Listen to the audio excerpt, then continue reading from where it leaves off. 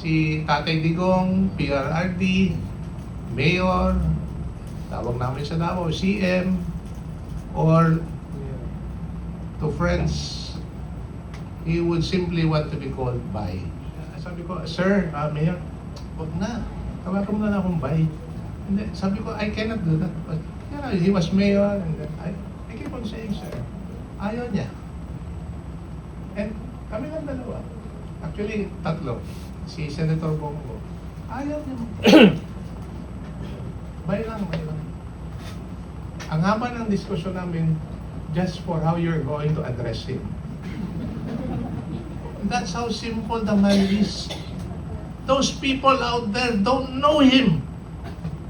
They don't know him. Ito naman, kilabot ng mga abogado. The legal team head ng Duterte legal team. Of course, we have Attorney Martin Delgra III. Pakita ka here kasi nami-miss ka na. Oh, magre-report ka ba tungkol sa The Hague? Merong bagong nilabas na Ayan! Si Attorney Delgra. Hello! Inuli ni Tore. Ano na natin si Tore? Si Tore! Salya! Gagana na!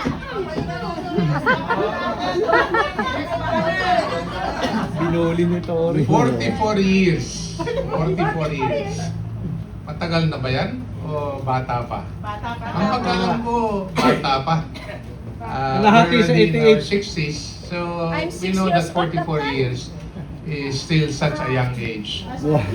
But for a political party, still such a young age. Especially if such a political party is solidly grounded on principles that advances and protects people's interests. Yan ang PDP. And that's the reason why I'm here. To express my solidarity to the party. And I would like to take a step back insofar as looking at PDP as a political party. I am not a political animal. I am just a political observer on the side, especially during elections. But when I would look at political parties, especially during elections, karamihan ng mga political parties, they come and go. It's very fleeting. Pagkatapos ng election, mawawala na yung partido. Or kung hindi man mawawala, hihina at wala na masyadong ginagawa. Kasi ando na, naluklok na yung mga kandidato na gusto nilang ilagay. And I think that should not be the case. Because when a political party is not solidly grounded, ang nangyayari, ang nauuna yung kandidato. Ang partido ang tumutulak sa likod. Ngayon, pag makita mo, like what happened in the last election, front and center, together with the candidates, ang political party. Yun ang gusto nating makita. It has happened and let's continue to do it that way, if I may suggest it. Kasi front and center, ang nagdadala po sa kandidato ay yung partido. And the principle behind that the party was grounded and established at the time when it was established 44 years ago should remain valid even until now. Why is that? Because if I may recall, yung PDP po was established at the time of upheaval, at the time of social and political unrest. Sa panahon po sa panahon ng ama ng ating Pangulo, sa panahon ng martial law. So, diyan mo makikita yung lalim at lawak ng partido when we talk about having to come together in order to address the social and political unrest in the country at that time. 44 years later, we are in the same mess. And we need to protect, we need to address, and we need to solidify. Let's make it 1 million in a week, in a month, 2 million. Yes. No? Because, again, I like to look at PDP in another perspective. PDP kasi, it's not like some other political party where the politicians or the political party leaders are up there looking down and trying to dissect what the people down there needs so that they'll be able to get their votes. Ang PDP po is very much grounded on the ground. Kinakausap mo yung tao. No? At dinadala mo yung tao. Nakikipagkain ka sa tao. No? Yung sentimento mo nasa tao. Talagang ka-level mo yung tao. Ibig sabihin, nakikilala mo yung tao at anong kailangan natin. So I think that is what's important to understand why PDP has lasted this long. And I hope it will continue for the next 44 years and beyond.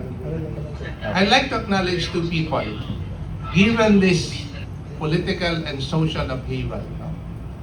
The first one, obviously, was the founder, si Nene Pimentel, 44 years ago. So, ibig sabihin po, hindi po ito, this was never established at a time when things were easy. Never. The party was established because we were in dire need. The country and the Filipino people was in dire need. Kailangan talaga may motivasyon. Malalim, malawak, at may commitment to move forward the people's cause. 44 years later, nakita po natin and even before, si Tatay Digong, PRRD, Mayor, tawag namin sa Davao, CM, or to friends, he would simply want to be called Bay. Bay. Nag-away pa kami nun. Kasi when he asked me to meet, I like to take a side trip with Digong. Sabi ko, Sir, Mayor, wag na. Tawagan mo na lang akong Bay. Hindi, sabi ko, I cannot do that. But, he was mayor, and then I keep on saying, sir, ayaw niya. And kami lang dalawa. Actually, tatlo. Si Senator Bongo, ayaw niya. Bay lang.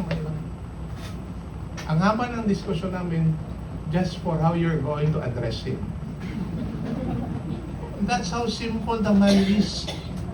Those people out there don't know him. They don't know him. We know him. Yeah.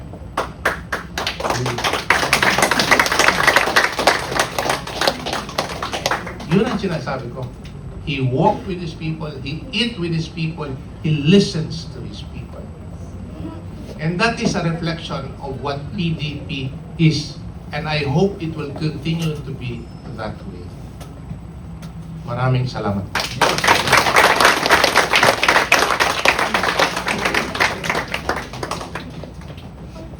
Nakakaantig talaga ng puso, di ba? Yung makilala natin si Tatay Digong from the very mouth and the heart of those people who he worked with. And syempre, yung humility ni Tatay Digong, yun din yung bitbit natin. At humility ni Tatay Nene, yun din ang bitbit natin dito sa ating partido. And sabi ni Attorney Delgra, ni Ka Martin, those people do not know him. Yan, sa kakaasar nyo ng dutae at dutae, hindi na makatae yung nang-aasar. Sa kakaasar nyo, napayat na siya doon. Ayan, lahat kayo pumayat. Sabi nila, dadalhin na daw, karton kayo ng karton dyan. Dadalhin yan dito sa Pilipinas na nakakarton. Sinong unang nakarton? Yung isang judge ng ICC na si Georgios Pikis. Nakarton na. Sige. pang-asar pa kayo kasi ang langit hindi natutulog. Sabi nga ni Inday Sara, VP Inday Sara, ang gaba dili magsaba. And sa PDP, ang ating mantra, the poor first, the poorest first, the poor second.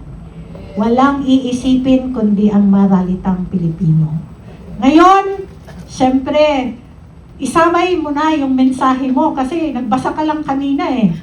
Pero ngayon po ay pakinggan natin ang mensahe mula sa ating Executive Vice President and Acting President, si Mayor Sebastian Duterte, na babasahin sa atin ang kanyang abogado, Senador Israelito Torion. Okay! Assalamualaikum warahmatullahi wabarakatuh. Magandang hapon po sa ating lahat. First, I would like to express to you the sentiments of our dear Mayor Sebastian Z. Duterte for not being able to be here. He is in a state of grief. I think I can say it now kasi kung magtingin ka sa Facebook, lumabas na eh. I was the personal lawyer of Ninong Bong Duterte for many years, since 1998 until now. And as a matter of fact, I was his lawyer when he was city councilor in Davao City, 1998 to 2001. And thereafter, when he became executive secretary of our dear former president, Rodrigo Roa Duterte. I have been with him for more than 27 years. I was his lawyer. And that is why it pained me much when he was diagnosed 2 months ago for stage 4 colon cancer. So, it was accidentally diagnosed by his personal doctor. And I was there together with our beloved Vice President, Sara Duterte, and the Mayor, my client likewise, Sebastian Duterte.